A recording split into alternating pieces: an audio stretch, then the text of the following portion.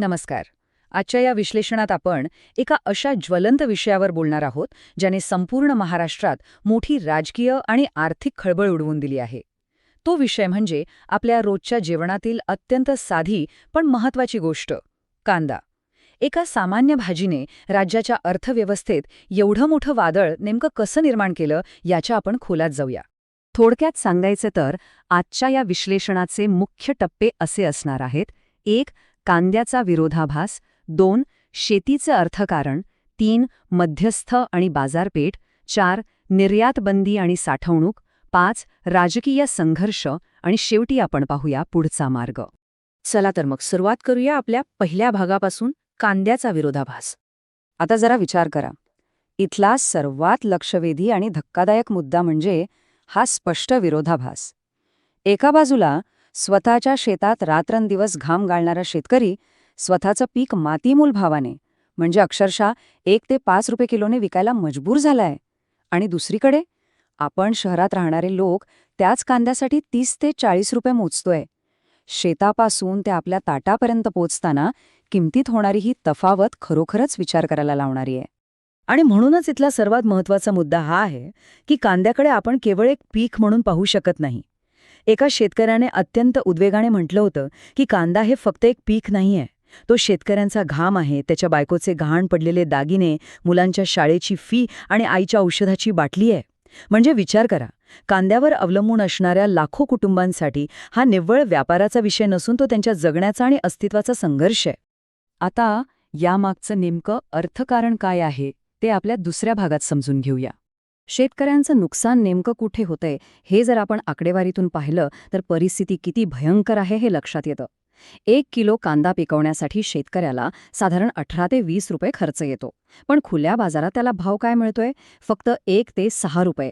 आता सरकारने नाफेडच्या माध्यमातून खरेदीची किंमत थोडी वाढवून 15 रुपये 80 पैसे केली असली तरी ती मूळ उत्पादन खर्चापेक्षा कमीच भरतीये.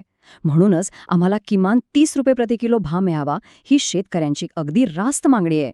आणि या आर्थिक संकटात भर घातलीये ती निसर्गाने. अवकाळी पाऊस आणि गारपिटीमुळे केवळ पिकांचंच नुकसान झालं नाहीये, तर जो रब्बी कांदा अधिक काळ टिकू शकतो त्याची साठवणूक क्षमताही नष्ट झालीये. यामुळे माल खराब होण्याआधी मिळेल त्या भावात विकण्याशिवाय शेतकऱ्यांसमोर दुसरा कोणताही पर्याय उरलेला नाहीये. आता वळूया आपल्या तिसऱ्या भागाकडे, मध्यस्थ आणि बाजारपेठ. इथे एक अगदी साधा आणि लॉजिकल प्रश्न सर्वांना पडणं स्वाभाविक आहे. जर उत्पादक तोट्यात आहे आणि अंतिम ग्राहक एवढे जास्तीचे पैसे मोजतोय, तर मग या संपूर्ण प्रक्रियेत मलाई खाताय तरी कोण? मधला नफा नेमका चाललाय कुठे? तर याचं उत्तर दडलंय या साखळीत. आंदोलक शेतकऱ्यांचा थेट आरोप आहे की शेतकरी जेव्हा आर्थिक अडचणीत असतो तेव्हा तो 4-5 रुपयांनी आपला माल खाजगी कंत्राटदारांना किंवा मध्यस्थांना विकतो. हेच मध्यस्थ तो माल साठवून ठेवतात आणि नंतर तोच माल सरकारच्या नॅफेडला चक्क 15 रुपये 80 पैशाने विकतात. म्हणजे जो नफा थेट शेतकऱ्याच्या खिशात जायला हवा होता तो या व्यवस्थेमुळे मध्यस्थांच्या खिशात जातोय. आणि म्हणूनच आंदोलकांची मागणी अगदी स्पष्ट आणि थेट आहे. नाफेडने अशी आडमार्गाने खरेदी करण्यापेक्षा थेट कृषी उत्पन्न बाजार समित्यांमध्ये म्हणजेच APMCमध्ये येऊन शेतकऱ्यांकडून खरेदी करावी. याशिवाय सध्याची जी 2 लाख टनांची खरेदीची मर्यादा आहे ती खूपच तुटपुंजी आहे. ती वाढवून 8 ते 10 लाख टनांपर्यंत नेली जावी, जेणेकरून जास्तीत जास्त शेतकऱ्यांना याचा फायदा होईल. यापुढचा अत्यंत महत्त्वाचा भाग म्हणजे निर्यातबंदी आणि साठवणूक. आपण जर आंतरराष्ट्रीय पातळीवर पाहिलं तर शेतीकडे पाहण्याचा दृष्टिकोन अगदी वेगळा आहे. इजिप्त, नेदरलँड यांसारखे देश त्यांच्या शेतकऱ्यांना निर्यातीसाठी भक्कम पाठबळ देतात. पण आपल्याकडे काय होतं? आपल्याकडे अस्थिर धोरणं आणि अचानक घातल्या जाणाऱ्या निर्यात बंदीमुळे आपण बांगलादेश, इराण आणि श्रीलंकेसारख्या आपल्या हक्काच्या आंतरराष्ट्रीय बाजारपेठा गमावून बसलो आहोत. आणि त्याचा सर्वात मोठा फटका स्थानिक कांद्याच्या भावाला बसतो. शिवाय साठवणुकीचा प्रश्नही खूप गंभीर आहे. वाढत्या तापमानामुळे आणि साठवणुकीच्या अभावी हजारो टन कांदा अक्षरशः सडून जातोय. आता सरकार कांदा चाळीसाठी प्रति मेट्रिक टन 4,000 रुपये किंवा 50% अनुदान देतं, हे नक्कीच खरं आहे. पण सध्याच्या नुकसानीची जी काही अफाट व्याप्ती आहे ना, त्या तुलनेत हे अनुदान शेतकऱ्यांना सावरण्यासाठी खूपच तोकडं पडतंय. आता आपला 5वा भाग, राजकीय संघर्ष. अपेक्षेप्रमाणेच या संपूर्ण मुद्द्यावर जोरदार राजकारणही सुरू आहे. आपण तटस्थपणे दोन्ही बाजू समजून घेऊया. विरोधक काय म्हणतायत? ते शेतकऱ्यांसाठी 3,000 रुपये हमीभावाची मागणी करतायत, अचानक होणाऱ्या निर्यात बंदीवर सडकून टीका करतायत आणि खरेदीतल्या विलंबाचा निषेध करतायत. दुसरीकडे सत्ताधारी पक्ष स्वतःच्या बाजूने स्पष्टीकरण देतोय. त्यांचं म्हणणं आहे की आम्ही 15 रुपये 80 पैशांनी खरेदी सुरू केली आहे, आंतरराष्ट्रीय बाजारात परिस्थिती अनुकूल नाहीये आणि शिवाय देशातल्या इतर राज्यांमध्येही आता कांद्याचं उत्पादन वाढलंय. आपण जर गेल्या काही महिन्यांतील घटनाक्रम पाहिला तर एक गोष्ट स्पष्ट होते. 2023मध्ये निवडणुकांपूर्वी 24 रुपये दराची चर्चा होती, पण 2024च्या सुरुवातीलाच बाजारात दर अक्षरशः 1 ते 6 रुपयांवर येऊन आदळले.